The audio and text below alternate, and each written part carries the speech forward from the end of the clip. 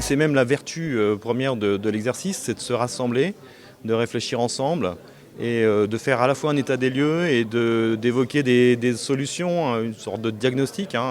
Tout ce qu'on voit, c'est que le monde évolue vite, rapidement, et on a souvent besoin de se poser quelquefois pour faire le point et s'adapter. Et c'est un peu ce qui ressortait d'ailleurs des échanges.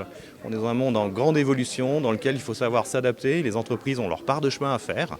Elles doivent prendre en compte aussi les aspirations des nouvelles générations. Et c'est ce qu'on a vu ce matin, et je pense qu'il y avait beaucoup de témoignages qui allaient en ce sens-là. C'est d'ailleurs très énergisant.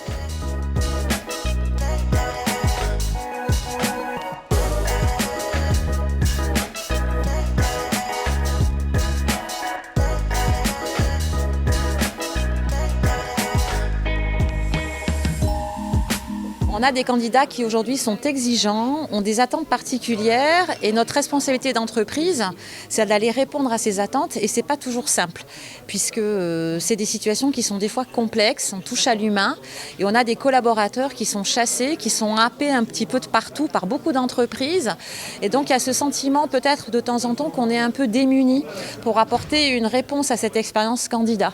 Donc je crois que c'est à la fois un challenge pour les entreprises et très enthousiasmant que d'aller trouver les leviers pour attirer et intégrer durablement nos collaborateurs.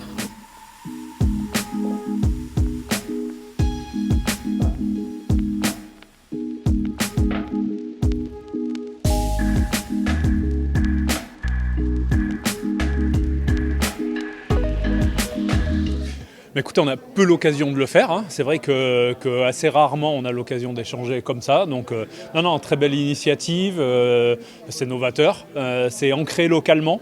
Donc non, un grand intérêt à ce genre d'événement, bien sûr.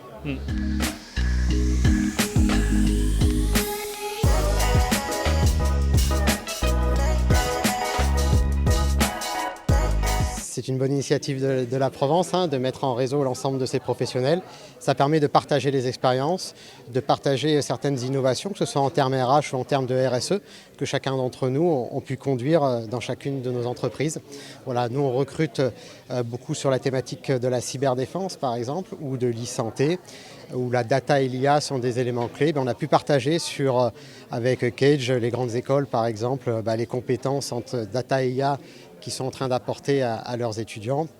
Et puis avec Pôle emploi par exemple, quels étaient les profils qu'ils avaient actuellement dans leur base.